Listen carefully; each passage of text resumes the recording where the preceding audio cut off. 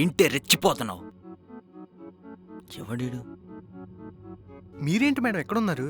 ఎక్కడికో వెళ్ళాలన్నారుగా, అసలే లేట్ అయిపోయింది. అవునండి, చాలా లేట్ అయిపోయింది.